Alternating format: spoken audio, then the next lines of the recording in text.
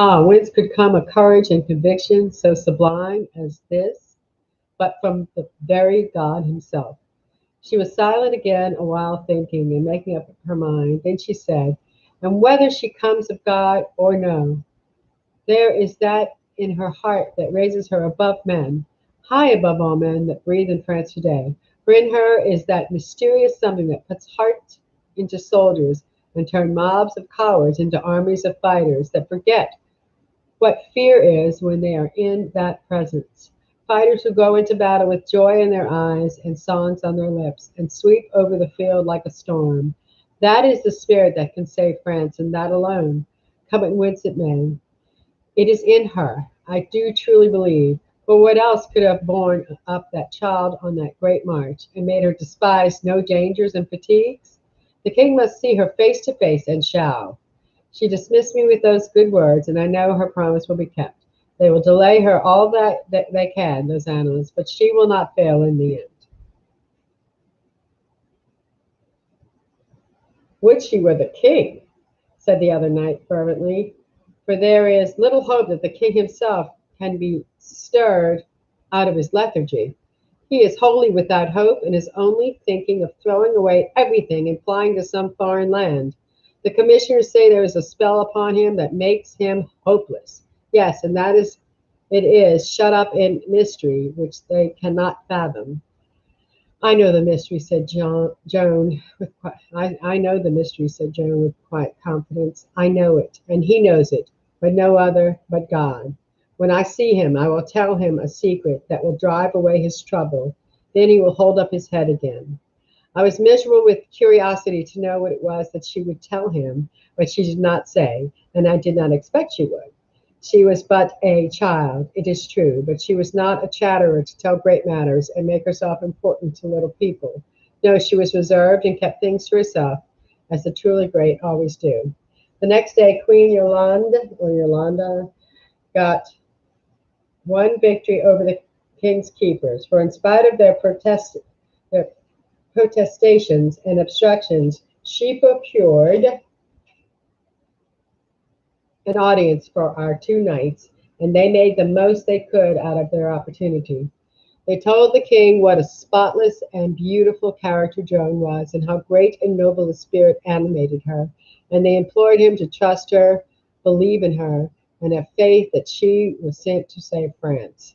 They begged him to consent to her. He was strongly moved to do this and promised that he would not drop the matter out of his mind, but would consult with his council. This began to look encouraging. 2 hours later, there was a great something below. It's a great stir below, and the innkeeper came flying up to say a commission of illustrious ecclesiastics was come from the king his very self. Understand? Think of this vast honor to his humble little hostelry. And he was so overcome with that glory of us that he could hardly find breath enough in his excited body to put the facts into words. They were come from the king to speak with the maid of Vaucouleurs. Then he flew downstairs and presently appeared again, backing into the room and bowing to the ground with every step, in front of four imposing and austere bishops and their train of servants. Joan rose, and we all stood. The bishops took seats, and for a while no word was said, for it was their prerogative to speak first, and they were so astonished to see what a child it was that was making such a noise in the world and degrading personages of their dignity to the base function of ambassadors to her in her plebeian tavern, that they could not find any words to say at first. Then presently the spokesman told Joan they were aware that she had a message for the king, wherefore she was now commanded to put it into words briefly and without waste of time or embroideries of speech. As for me, I could hardly contain my joy. Our message was to reach the king at last, and there was the same joy and pride and exultation in the faces of our knights, too, and in those of Joan's brothers.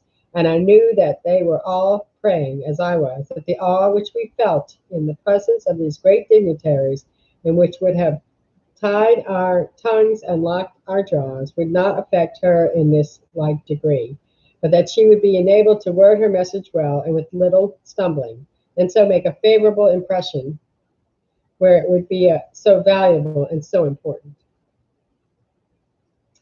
Ah, dear, how little we were expecting what happened then.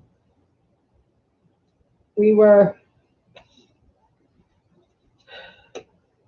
We were aghast to hear her say what she said. She was standing in a reverent attitude with her head bowed and her hands clasped in front of her, for she was always reverent toward the consecrated servants of God.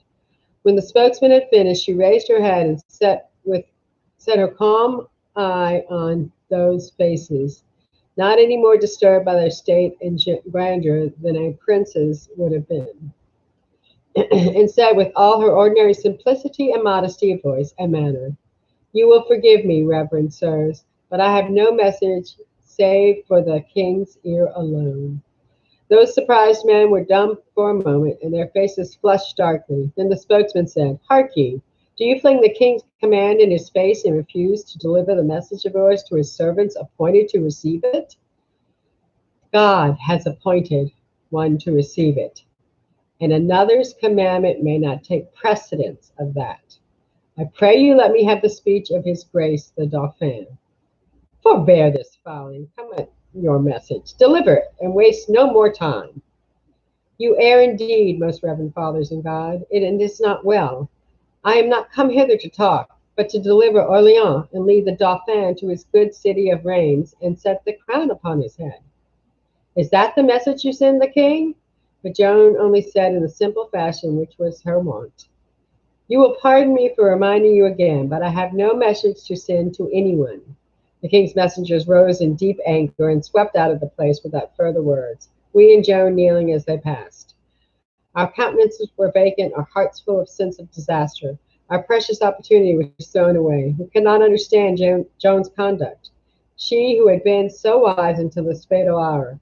At last, the Sieur Bertrand found courage to ask her why she had let this great chance to get her message to the king go by. "Who sent them here?" she asked. "The king." "Who moved the king to send them?" She waited for an answer. None came. But we began to see what was in her mind. So she answered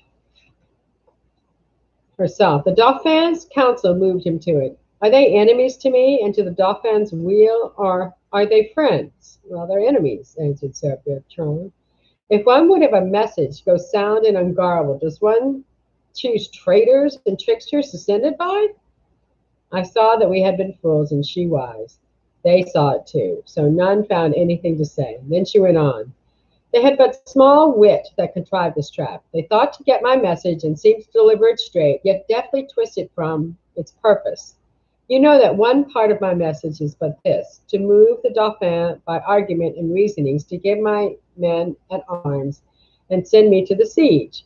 If an enemy carried these in the right words, the exact words, and no words missing, yet left out the persuasions of gesture and supplication tones and beseeching looks that inform the words and make them live, where were the value of that argument?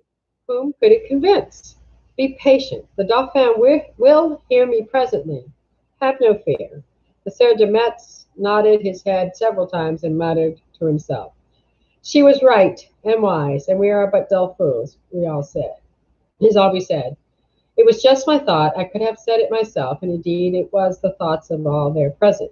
A sort of awe crept over us to think how that untaught girl, taken suddenly and unprepared, was yet able to penetrate the cunning devices of a king's trained advisers and defeat them.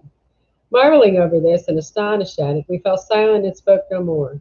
We had come to know that she was great in courage, fortitude, endurance, patience, conviction, fidelity to all her duties, in all things, indeed, that make a good and trusty soldier and perfect him for his post.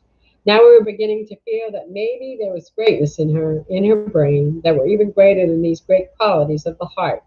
It set us to thinking. What Joan did that day bore fruit that the very day after. The king was obliged to respect the spirit of a young girl who could hold her own and stand her ground like that, and he asserted himself sufficiently to put his respect into an act instead of into polite and empty words. He moved Joan out of this poor inn and housed her, with us her servants, in the castle of Courdray, personally confiding her to the care of Madame de Bellier, wife of the old Raoul de Beaufort, master of the palace. Of course, the royal attention had an immediate result. All the great lords and ladies of the court began to flock there to see and listen to the wonderful girl soldier that all of the world was talking about. And when he had answered the king's mandate with a bland refusal to obey, Joan charmed them every one with her sweetness and simplicity and unconscious eloquence, and all the best and capablest among them recognized that there was an indefinable something about her that testified that she was not made of common clay, that she was built on a grander plan than the mass of mankind, and moved on a loftier plane. These spread her fame.